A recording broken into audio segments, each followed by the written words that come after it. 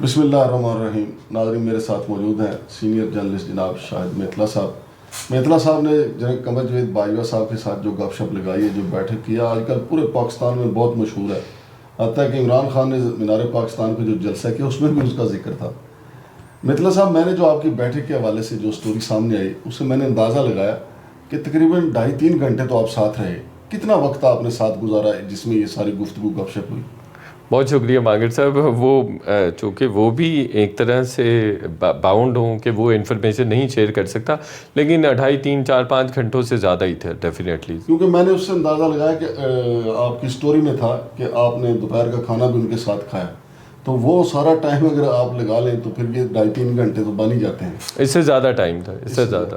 اچھا شاہد صاحب، اس کے بعد کوئی اور مزید اقساط اس کی جو ہے سلسلہ مزید آنے کا امکان ہے؟ ہاں بالکل، کوشش تو ہے کہ آئے، اور وہ پہلے ہی کوئی 4-5 اور ایک ساتھ منیمم ہیں جو مختلف جگہوں پہ دوستوں کے ساتھ اور یہ ایڈیٹرز وغیرہ کے ساتھ شیئر ہوئی ہیں.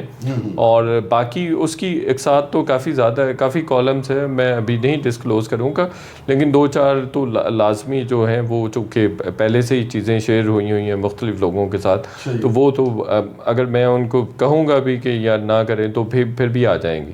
اچھا شاہد صاحب، جب آپ وہاں پہنچے انٹرویو کرنے کے لیے، کیونکہ میں خود جرنلسٹ ہوں، کہ جب آپ اتنے کسی بڑی شخصیت کے ساتھ گپ شپ کرنے کے لیے یا انٹرویو کرنے کے لیے جاتے ہیں تو آپ خود بھی جو ہے وہ بہت ایکسائٹیڈ ہوتے ہیں. جب آپ وہاں پہنچے ہیں تو جناب قمر جاوید باجوہ صاحب زیادہ ایکسائٹیڈ تھے یا آپ زیادہ ایکسائٹیڈ تھے؟ ہاں، بڑا انٹرسٹنگ سوال ہے. یہ دونوں ہی ہم کافی ایکسائٹیڈ تھے. جنرل قمر جاوید باجوہ صاحب بہت سارے حوالوں سے متاثر کن شخصیت ہیں، بڑے شاندار شخصیت کے مالک ہیں. ان کی کمیونیکیشن سکلز بہت اچھی ہیں. ان کے ادروائز بھی 2-3 چیزوں کے حوالے سے میں ضرور کہنا چاہوں گا کہ ایک تو معیشت کو بڑا اچھا سمجھتے ہیں، معیشت پر ان کی گرپ ہے، اور سیکنڈلی جو ان کے بین الاقوامی تعلقات ہیں اور بین الاقوامی شخصیات کے ساتھ تعلقات ہیں وہ بھی بہت اہم ہیں.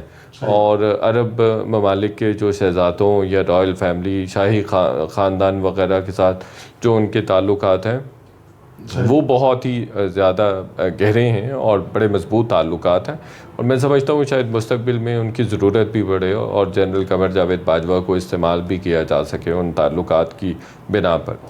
میتلا صاحب، آپ نے اس گپ شپ میں کیا محسوس کیا کہ سیاسی حوالے سے جنرل قمر جاوید باجوہ صاحب کا سیاسی مستقبل روشن ہے، یا وہ کہتے تھے کہ میں تو گمنامی کی زندگی میں چلا جاؤں گا، یا وہ گمنام ہو جائیں گے، یا کسی جماعت کے ساتھ وہ مل کے سیاست کرنے کا ارادہ رکھتے ہیں؟ میرا خیال ہے سیاست تو نہیں کریں گے اور نہ ہی ان کو کرنی چاہیے. پہلے بھی کسی سوائے پرویز مشرف کے کسی بھی سابق آرمی چیف نے سیاست نہیں کی. اور جس طرح سے یہ پچھلے 5-6 سال میں حالات بدلے ہیں یا حالات نظر آتے ہیں یا حالات ہوئے ہیں، اس سے تو جنرل قمر جاوید باجوہ صاحب اگر سیاست میں آتے ہیں تو بہت زیادہ متنازع ہو جائیں گے. لیکن میں یہ کہوں اگر کبھی وہ آن ریکارڈ آئے اور ٹی وی پہ انہوں نے انٹرویوز وغیرہ دینے کا سوچا تو وہ بہت ساری چیزیں ایسی ہیں جن کی وہ وضاحت کریں گے تو لوگوں کے سامنے ایک نئی تاریخ آئے گی یا تاریخ کا ایک نیا رخ آئے گا. تو یہ بھی ہے کہ آپ کو جنرل قمر جاوید باجوہ جب آن ریکارڈ آئیں تو آپ کو لگے کہ یار یہ تو ان کے ساتھ تو خود ہاتھ ہو گئے. اچھا میتلا، یہ اہم بات ہے. میتلا صاحب، انہوں نے 5 وزراء اعظم کے ساتھ کام کیا. نواز شریف کے ساتھ بھی انہوں نے کام کیا، پھر نگران جو وزیر اعظم تھے ان کے ساتھ بھی، پھر شاہد خاقان عباسی صاحب کے ساتھ بھی، عمران خان، پھر ابھی شہباز شریف. انہوں نے جو آپ سے گپ شپ کی تو کسی وزیر اعظم کے ساتھ انہوں نے اپنے آپ کو بہت زیادہ خوش بھی محسوس کیا، یہ سب کے ساتھ ٹسلی چلتی ہے؟ نہیں، شاہد خاقان عباسی کی وہ بہت تعریف کر رہے تھے کہ بہت کمپیٹنٹ آدمی ہیں، معیشت کو بہت اچھا سمجھتے ہیں اور قابل ہیں، اور ان کے ساتھ وہ بڑے کمفرٹیبل تھے. ان کا تعلق بھی بہت اچھا ہے، بڑا قریبی تعلق ہے. 1-2 جگہوں پہ ان کا ذکر بھی آیا ہے اور وہ آپ کو پھر وہ ذکر پڑھ کے اندازہ ہو جائے گا کہ کتنا گہرا تعلق تھا شاہد خاقان عباسی کا جنرل قمر جاوید باجوہ سے.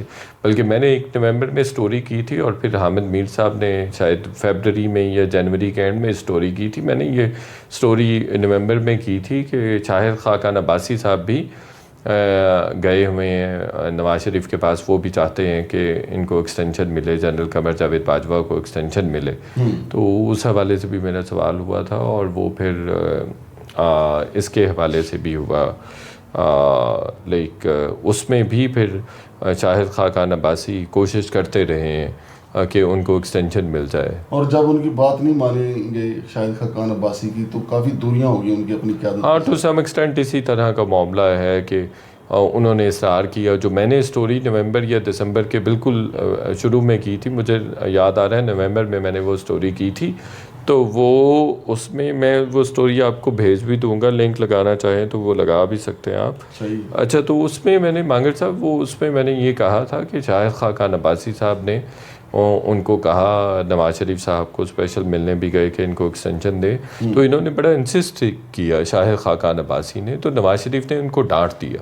تو اس کے بعد پھر معاملات، یہ بات سچ ہے کہ اس کے بعد بھی معاملات تھوڑے بہت خراب ہوئے، چونکہ شاہد خاقان عباسی اور جنرل قمر جاوید باجوہ دونوں بہت قریبی دوست ہیں۔ اچھا شاید مطلع صاحب، جب آپ باجوہ صاحب سے گفتگو کر رہے تھے، جب وہ عمران خان کی بات کرتے ہیں، ان کے ماتھے کی شکنیں اس وقت زیادہ گہری ہوتی ہیں یا نواز شریف کا ذکر کرتے ہوئے زیادہ گہری ہوتی ہیں؟ یہ بڑا انٹرسٹنگ سوال ہے۔ اور آپ کا میرا شعبہ ایسے نا فیس کرنا، ہاں فیس ڈیٹنگ کرنا، ٹھیک کہہ رہے ہیں۔ نہیں تو وہ اس میں میں سمجھتا ہوں کہ لائک نواز شریف کے حوالے سے وہ کافی کمفرٹیبل تھے، اور انہوں نے کہا بھی ایک دو چیزوں میں آئے گا جو پہلے نہیں آیا، چلیں آپ کے میں ادھر ذکر کر دیتا ہوں کہ نواز شریف کے ساتھ بھی کمفرٹیبل تھے۔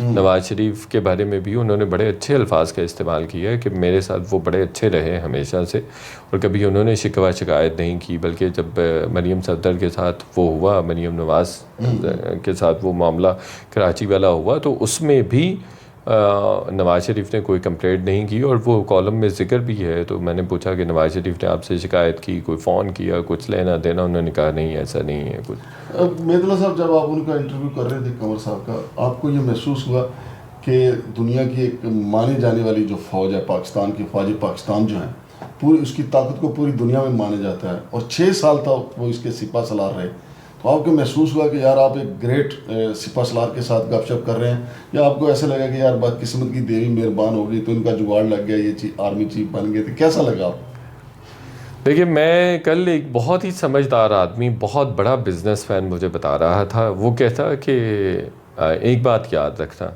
اللہ پاک نا ان لوگوں کو زیادہ نوازتا ہے جو بہت زیادہ تیز ترار نہیں ہوتے یا بہت زیادہ چالاک نہیں ہوتے۔ تو وہ کہتے ہیں کہ بزنس میں بھی ایسا ہی ہوتا ہے، آپ کو جتنے بزنس مین آپ کو ارد گرد نظر آئیں گے آپ کے سراؤنڈنگس میں، وہ ایسے ہی نظر آئیں گے جو کمپیریٹیولی کم عقل ہوتے ہیں، یا کمپیریٹیولی وہ اتنے ہوشیار نہیں ہوتے، چالاک تیز ترار نہیں ہوتے۔ تو چونکہ اگر زیادہ ہوشیار ہوگا مانگڑ صاحب کوئی آدمی، وہ تو اسی بات پہ ہی اسٹک ہو جائے گا کہ یار اس نے 50,000 روپے کا مانگڑ صاحب نے میرا نقصان کر دیا، آئندہ میں نے ان کے ساتھ کوئی کاروبار ہی نہیں کرتا۔ اور مانگڑ صاحب نے 50,000 کا نقصان کیا ہے، تو میں ان کے ساتھ اگر کاروبار کرتا ہوں 50 لاکھ روپیہ، 5 لاکھ روپے شاید کما بھی دیں مانگڑ صاحب۔ اسی طرح شوقی صاحب کا بھی لیکن میرے ساتھ انہوں نے 5,000 کا اگر فراڈ کر لیا ہے، تو میں کہوں گا چلیں جی ان کے ساتھ میں نے کوئی تعلق ہی نہیں رکھنا۔ تو وہ پھر اس طرح سے معاملات نہیں چلتے۔ تو جنرل قمر جاوید باجوہ صاحب ایسا نہیں ہے کہ لائک میں نے پہلے ہی کہا کہ ان کی کافی سارے ٹاپکس پر، کافی سارے سبجیکٹس پر بڑی اچھی گرپ ہے، in like other army officers. تو یہ ایک اچھی بات تھی، مطلب، اور جو ان کے تعلقات بھی ہیں بین الاقوامی سطح پر عرب خانوادوں کے ساتھ، وہ بھی متاثر کن ہیں۔ پھر معیشت کو بھی بہت سے یہ اندازہ لگایا کہ وہ ایک سادہ آدمی ہے، اسی لیے اللہ پاک نے ان کو نوازا ہے۔ سادہ بھی ہیں لیکن تیز بھی ہیں، ایسا نہیں ہے، لائک سمجھدار آدمی ہیں اور سمارٹ آدمی ہیں، ایسا نہیں ہے کہ وہ لائک بالکل ہی سادہ ہے۔ سادہ نہیں ہوتا کوئی بھی، آج کل کون ہوتا ہے سادہ، لیکن آپ اگر یہ کہیں کہ جی وہ بہت زیادہ چلاک ہیں یا تیز ترار ہیں، تو وہ اس طرح سے نہیں ہیں، لیکن وہ سمجھدار آدمی ہیں اور سمارٹ آدمی ہیں، ذہین بھی کہہ سکتے ہیں۔ مطلع صاحب، جس طرح عمران خان اکثر کہتے ہیں کہ مجھ سے سب سے بڑا بلنڈر یہ ہوا میں نے جنرل قمر جاوید باجوہ صاحب کو ایکسٹینشن دی، تو باجوہ صاحب نے بھی کچھ آپ کو بتایا کہ ان سے سب سے بڑا بلنڈر ان سے کیا ہوا؟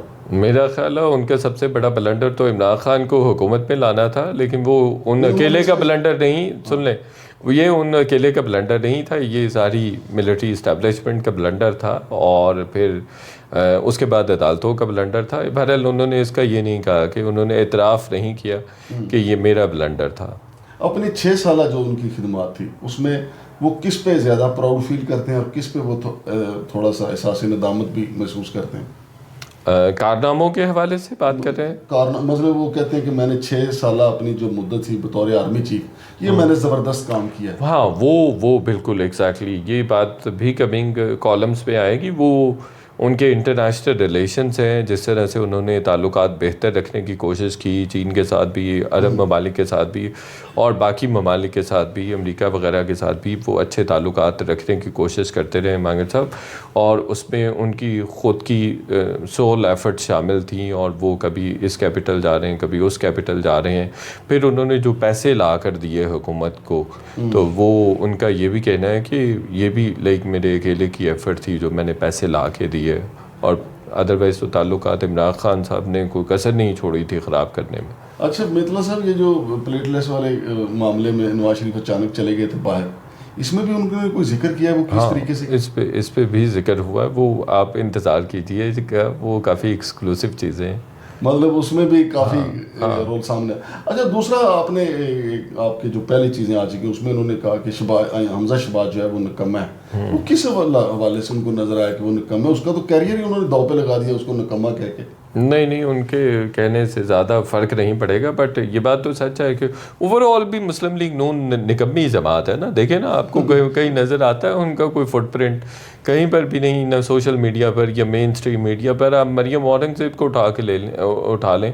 مریم اورنگزیب کے پاس شاہ زیب خانزادہ کے پروگرام کے لیے ٹائم نہیں ہے، اور یہ عمران خان کا مقابلہ کریں گے. ٹھیک ہے، عمران خان تو روز لے کر بیٹھ جاتا ہے جرنلسٹ کو بھی، اور خود بھی لے کے بیٹھ جاتا ہے. کیمرہ اسی طرح سے موبائل سامنے رکھتا ہے اور شروع ہو جاتا ہے. تو مریم نواز اس طرح سے انٹریکٹ کرتی ہے، شہباز شریف اس طرح سے انٹریکٹ کرتا ہے، باقی ان کے لیڈرز اس طرح سے انٹریکٹ کرتے ہیں. نہیں، فارغ ہیں، ہر طرح سے فارغ ہیں.